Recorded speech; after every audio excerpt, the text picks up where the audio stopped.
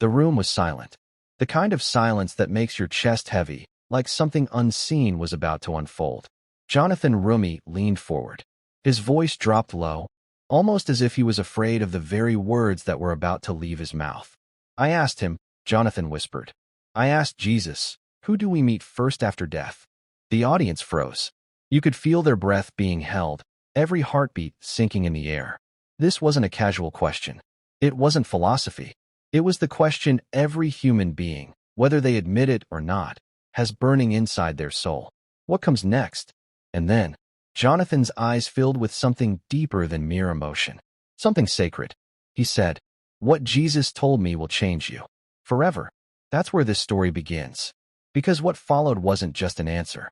It wasn't a cliché about heaven or an abstract verse. It was a revelation. One that didn't just open Jonathan's eyes. It will open yours. Jonathan had been carrying this question for years. Playing the role of Jesus in The Chosen had opened his heart in ways he never imagined. Fans came up to him, asking, "Is Jesus real? Do you feel him when you act?" But there was one little girl who looked at him with the purest eyes he had ever seen. She tugged at his sleeve and whispered, "Will Jesus be the first person I see when I die?" That question didn't leave him. It haunted him at night. It followed him when he prayed. And finally, he dared to ask the one he portrayed. "Jonathan, Lord, if a child asked me that question again, what do I say? Who do we meet first after death?" The room seemed to grow darker, the silence longer. And then came the reply. The answer wasn't what Jonathan expected. Jesus didn't simply say, "It is me." Instead, he began with a question. "Jesus, who do you think meets a child at the door of a home?" Jonathan froze.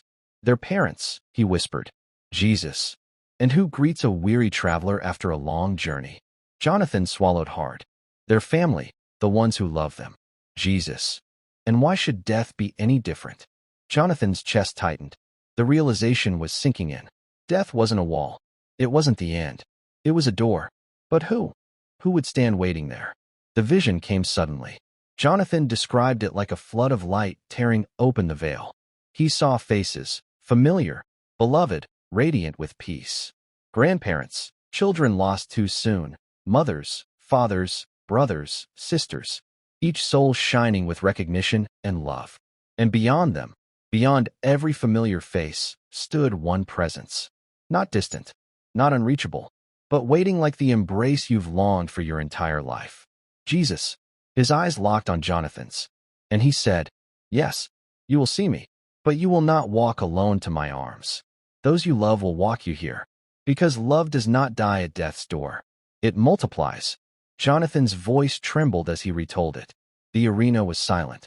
Not a cough, not a shuffle of feet. People wept without even realizing tears were falling. Because in that moment, it wasn't just Jonathan's story. It was theirs. It was ours. The fear of death cracked.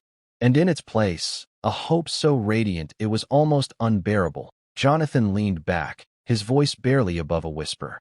"So when that little girl asked me again, I knew what to say." Pause. Long breath.